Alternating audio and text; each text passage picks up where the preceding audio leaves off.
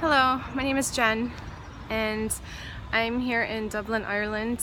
I came to Ireland for the first time and I'm really excited because this has been a lifelong dream of mine.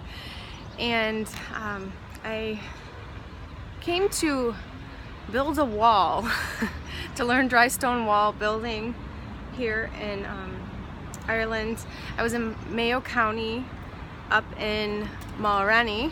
And here's a picture of me having high tea right by the ocean up in, by the Greenway. We took a wall apart, and I don't know if you can see here, but we took a wall apart, or they took it apart, and then we were a team of people from all over Ireland. There was someone from Switzerland, and then I was an American there helping out. So we're learning the art of dry stone building so that it doesn't die out. They want people to learn it, and it's a part of the Irish heritage and culture, and they're attempting to try to save their walls in their country, or in this country. So it's a way of saving their heritage and their history. So I've enjoyed my time. I've met a lot of amazing people, had a lot of fun, and I've been touring around the city.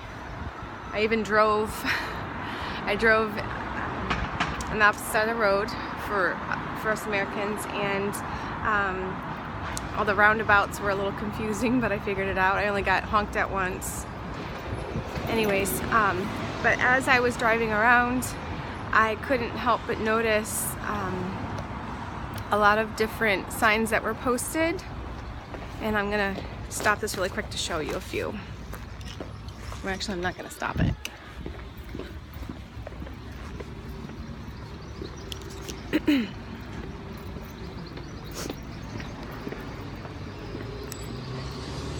Here's one.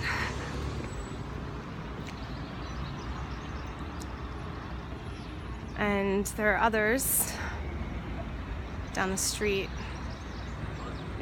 and the various posts, lamp posts. Now, I realize I'm from another country, and it's not really my place to say anything or to do anything, but I do want to share my experience because as almost like a warning for the country. And that's why I'm making this video, and I've never posted a video like this before. I've never posted anything of me just speaking, but when I was 19, I got pregnant when I was away at college, and I was completely alone because the man that I thought I was going to be marrying, he was ran off with somebody else, which, okay, that's fine, whatever. But it's not an easy thing to have to face alone, and I had decided that I was going to go try to get some help at the Planned Parenthood in Kalamazoo, Michigan. And by the grace of God, they were closed. They had closed early for the day.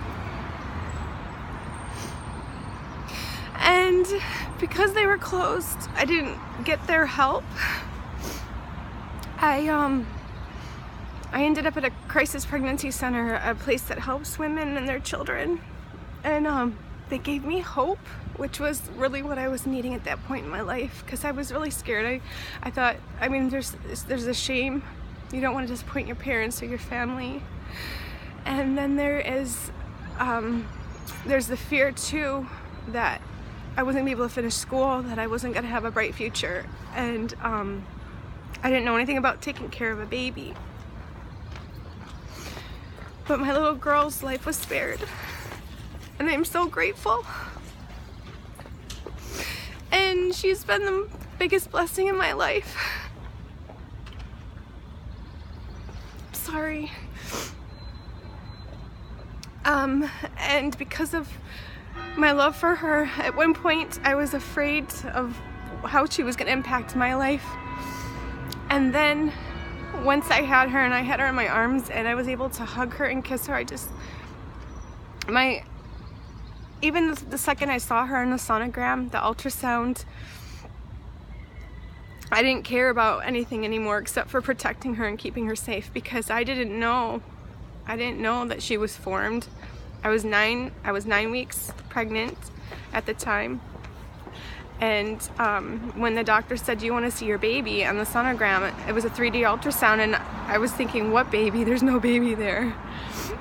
And then when I saw her for the first time, I saw her face. I saw her little, she was small, but they were able to zoom in, and it was almost like she was looking at me through the sonogram screen.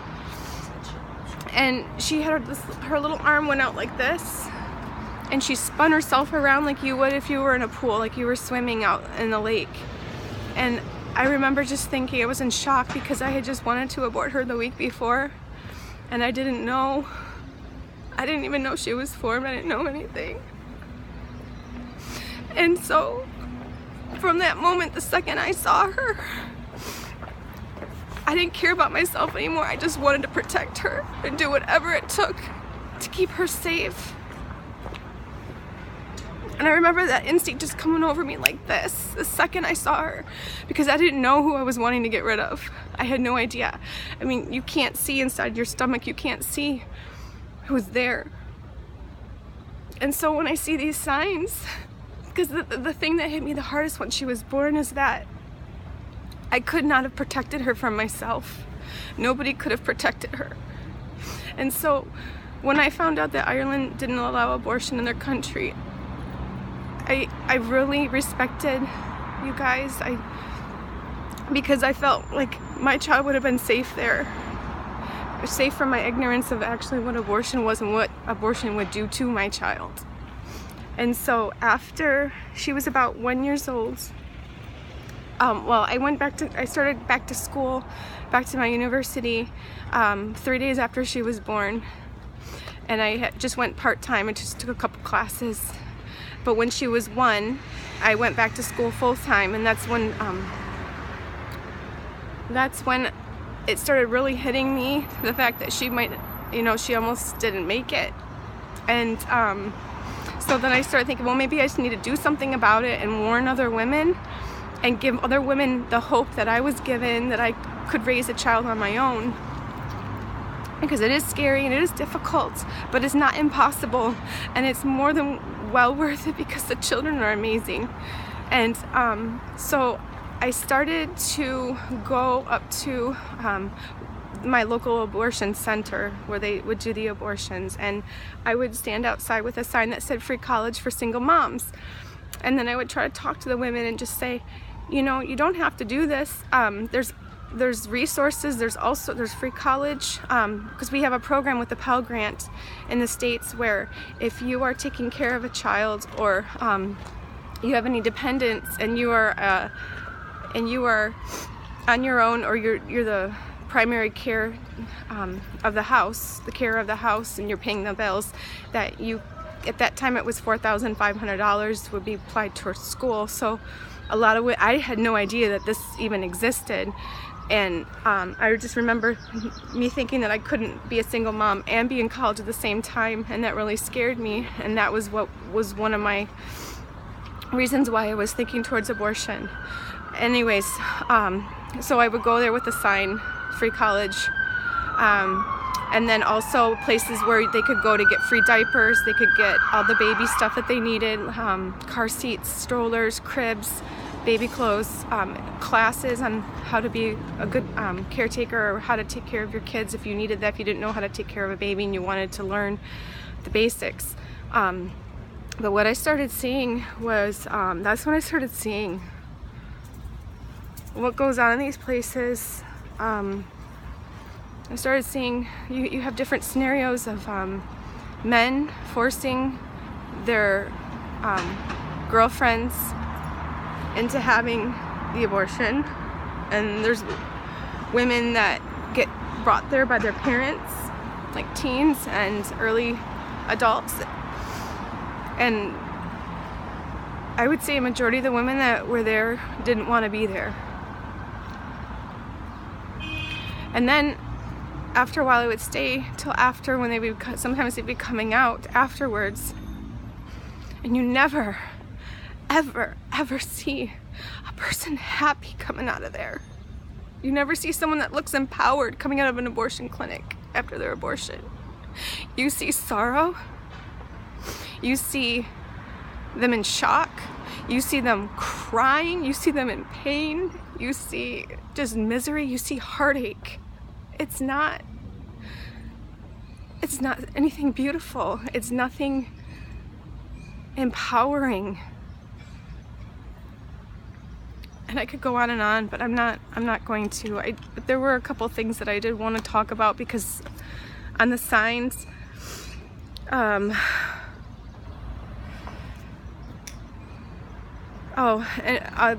thing that I had wrote down was that there's a sign.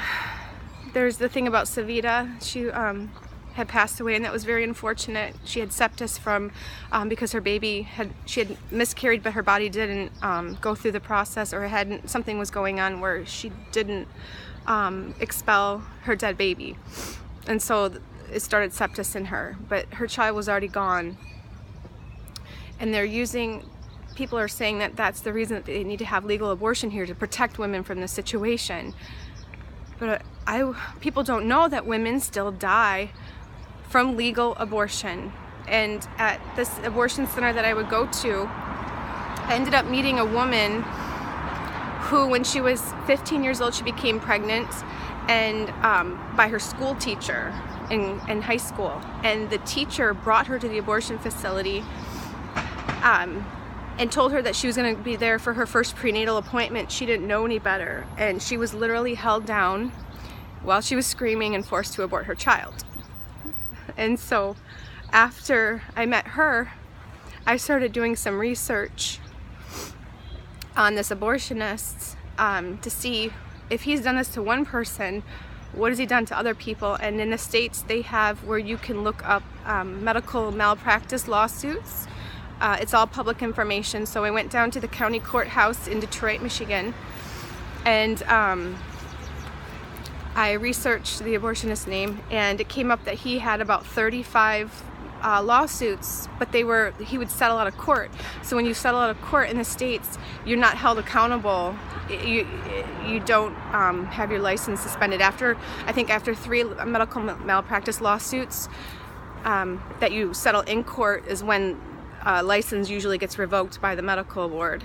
Anyways, so he had all these, and I started pulling the file and reading what happened, and two of those lawsuits were from women that had passed away. That was their families, and it was their children that had sued, and they were settled out of court. And one of the women, she experienced heart palpitations and extreme stomach pain after her abortion, and they sent her away. They said that's normal, and that you just call this number after hours if you think you need medical assistance. But she ended up dying 3 hours later. The other girl was 15 years old. She was 15 years old, and she was brought to the abortion center by her 26-year-old boyfriend. And in the States, in Michigan, the law is that you have to be 18 or older. And so she gave them an ID of her cousin that didn't look anything like her, but they accepted it. And she was over 28 weeks pregnant, which that doctor is only supposed to be doing them up to 28 weeks, which children in the States have been born at 22 and 23 weeks. So this baby was well over 28 weeks pregnant, and they did the abortion, but it's a 2-day to 3-day procedure, because at that point the baby's so big that they have to dilate the cervix to get the baby out, and that takes time, because if you do it real fast, you're gonna mess that woman up. I mean, it's already a risky procedure anyways, but anyways, it takes days. And she actually told, so they put seaweed in there, mixed it's like a seaweed stick, and with the moisture it just starts to expand, and it's very, very painful. And so the girl, when she went back home, she ended up telling her family, you know, it was so painful, and she just came, you know, she started crying like, I don't really want to do this, but I'm so scared that you wouldn't love me anymore, or you'd be angry with me. And her parents, or not her parents, because she wasn't raised by her parents, it was her auntie.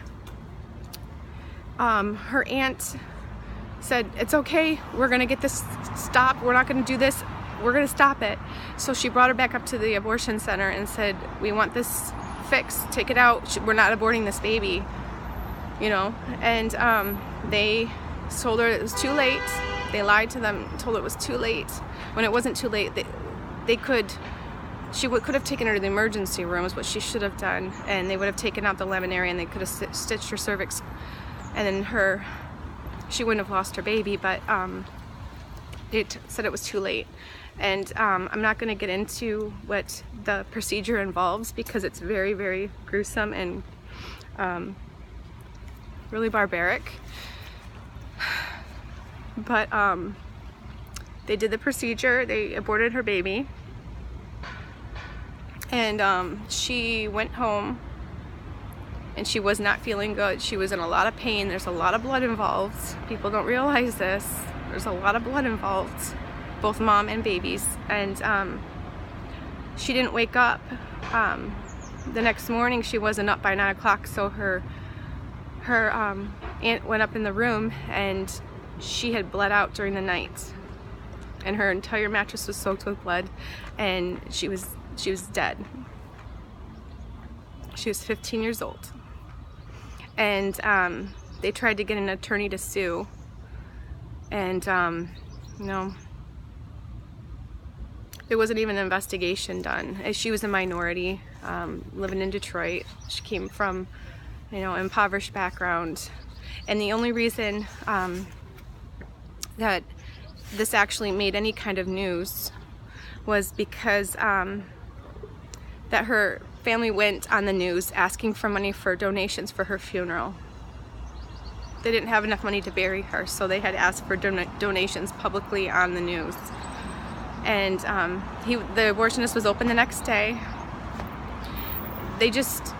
And then there was another girl, a 17-year-old Hispanic girl. I don't know anything about her, but I just know that I had a friend who was out there trying to give girls information for places, you know, resources and for alternatives to their abortions. And this man came up to her, this older gentleman came up to her crying and said that his daughter's best friend had just had an abortion 3 days ago.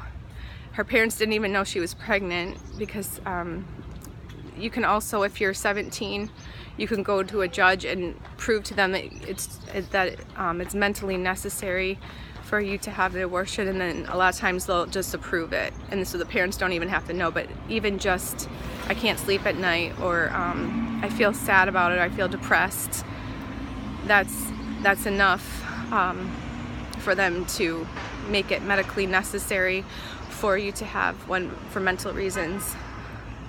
Anyway, so she had the abortion, and I don't know what happened, but she died. So I'm taking it as a valid source. The man was crying. Men don't usually just come up and just start crying. They're not usually crying and all distraught. They usually try to hold their feelings in. And another thing too is when I was out there holding my sign, Free College, and other resources, trying to give women hope so that they don't, because their children are just as precious as mine.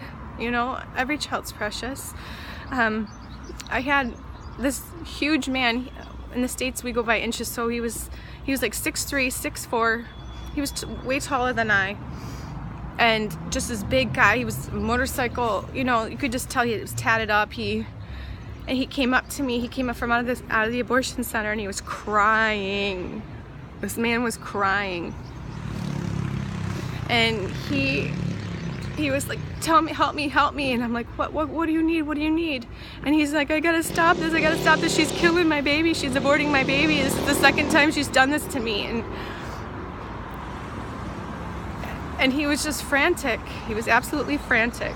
And I had to break the news to him to tell him that you can't stop this abortion, you can't protect your child. If you go back in there and cause a ruckus or say anything, they're gonna kick you out, and if you don't leave, they're gonna call the police. If you try to stop it, they're gonna arrest you.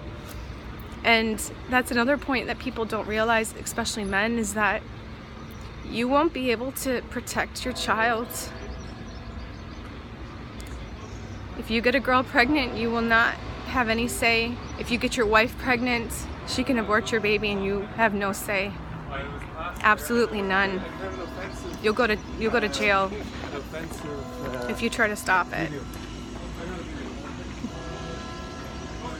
And I have a friend who tried, well, he's like an acquaintance that I had met, and he had tried to protect his child from his, at first he was for the abortion because he didn't want to be a dad. He was still young. He was only 20 and he was away at school, and it was a one-night stand.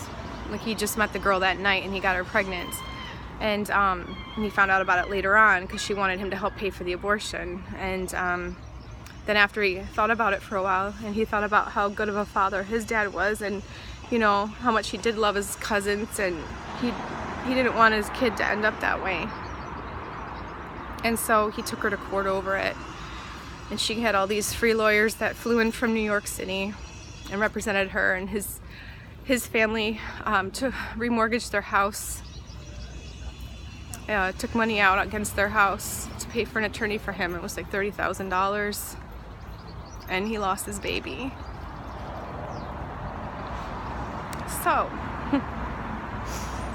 this life is priceless. You can't put a price tag on it, especially on a grandchild. And I've also had women, when you're outside of the abortion center, and people know that you're not with the abortion center, and that you're trying to protect other women and their babies, you'll have a lot of people that stop. Sometimes you'll have people that yell like obscenities out the window, you know, like F you, get a F in life, or get a life. And then you'll have people stop, and I have elderly women. I had elderly women, multiple, stop.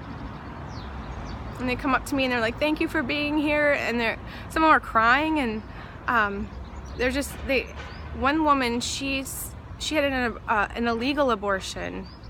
She's like, I had my abortion 45 years ago. No, this was about 10 years ago. It was about 8 years ago. And she said, there's not a day that goes by that I don't think about my baby. And here she is, she had her abortion over 40 years ago, and she's still crying about it. And then I had another woman stop. She was about 70, and she was absolutely bawling, absolutely crying. And I couldn't, like, I just hugged her. I didn't know, like, she couldn't even talk at first. And then she told me that she's like, I killed my only grandchild. She's like, she kept saying it over and over again when she could start speaking. And she went on to tell me that when her daughter was pregnant in high school, when she found out her daughter was pregnant, she was 17, and she did not want the abortion. And she dragged her to the abortion clinic, and she forced her to get it. She told her she would kick her out of the house. She wasn't going to help her with college or anything. And so the girl submitted herself to the abortion like her mom wanted. And she later went on to get married, and she couldn't have any children. She kept having miscarriage after miscarriage after miscarriage. And that was the elderly woman's only child. She just had the one daughter, and so she doesn't have any grandkids. And she's I mean, people think that abortion just is a private decision, but it affects everybody, and it affects everybody. If I would have had my abortion, well, first of all, women experience post-traumatic stress worse sometimes than those people, the soldiers that have been at war and in very bad situations. I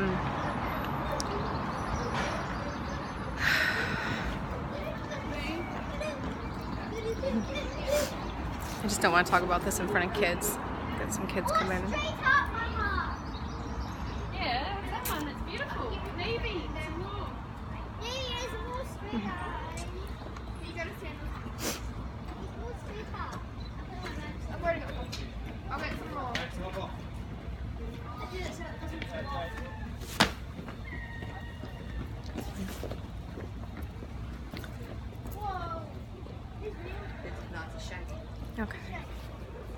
Anyways, as I was saying, everyone thinks this, they try to say it's a personal decision and that it's a private decision, but it doesn't just affect the woman, it can affect her for life. It can also affect the man. Usually it hits men that weren't supportive of the abortion. Normally it hits them once they start having their wanted children and they see how precious and amazing they are, and then they start thinking, oh my gosh, what would if, and they're so different, every child is different. Everybody has their own DNA. You cannot repeat, you cannot replace a single person. Everybody's different. In this whole entire world, there's no one like me, no one that looks exactly like me or you. So there's that aspect. But then now there's the crisis that we have going on in America is through abortion. It was supposed to be safe, legal, and rare, but 1/4 of my generation has been wiped out by abortion. So 1 out of 4 Americans ages, let's see, like in their 40s and under, are missing strictly by abortion. That's huge, to lose an entire 1/4 of your population.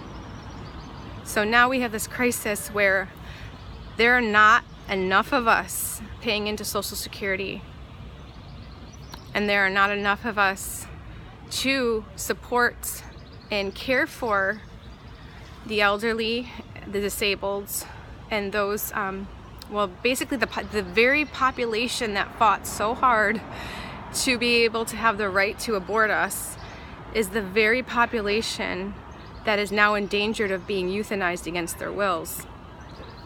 And it's already happening. My own grandfather was euthanized against his will at Oakwood Hospital in Dearborn, Michigan, on May 1st.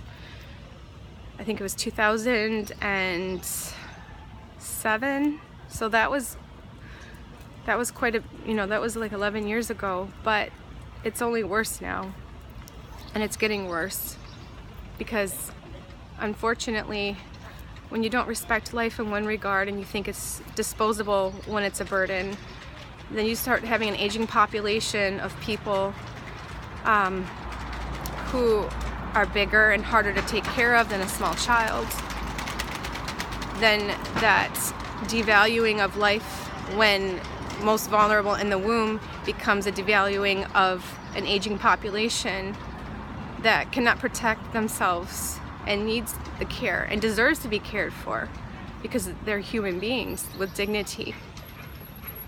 And so it's just violence begets more violence. That's what happens. And in the States, we're seeing that now, since we've aborted off so many children, we don't have enough to help support the elderly, and now they're the ones that are starting to be killed off. And I just don't want this for your country. And I've had friends that have had abortions, and I can't know exactly what it feels like to have experienced that and to know the despair, but I've seen it. You can't just walk away from an abortion like it never happened. It's with you for the rest of your life. And there's hope for healing, and there's, in the States, we have silentnomore.org, and I think they also have it silentnomore.awareness.org, but if you do a search for post-abortion help, a lot of times their website shows up. The Catholic Church has Project Rachel or Rachel's Vineyard, one of those. But if you've experienced abortion, I don't want you to feel hopeless. And since having my daughter, I do believe that God protected her, and so that's led me back to my faith, back to the church. And I just want you to know that God can take any terrible thing that we could ever do or think that we've done, as far as what's terrible, and He can turn it around and make something beautiful out of it. He has that ability to do that, and I don't want you to despair. Don't despair. sometimes we make choices and we make decisions based on fear, or we feel like there's no other way out. But if you've had an abortion, please don't let that define you, and just know that God still loves you. And if anything, maybe sometimes when we experience things, it gives us a passion to help and reach out to others and to protect others. And I know a lot of my friends that have had abortions, they actually are very pro-life, and they do a lot of pro-life work. And they're able to minister to women, because a lot of times if a woman's had one abortion, she's going to go on to have a second and sometimes a third or more. So they're able to talk to those women in a way that I wouldn't be able to reach them, because I haven't actually had that experience. I came close and almost aborting my daughter, and which is the biggest regret of my life, that I almost did that to her. But so maybe I can reach out to people, you know, struggling in that regard. I just know that the pain has to be so great, and I'll leave it at that. Okay, well, I'm gonna get ready for, I have some things I have to do, and then I'm gonna be leaving here shortly. So thank you for listening, and it has been a great trip. It's just been really kind of emotional for me anyways, and I didn't want to leave without sharing my experience, in hopes that maybe it will touch someone's heart, or just protect the children here, because I see these beautiful kids walking around, and I just know in a few years' time that there's going to be a lot of them missing. God bless. Bye.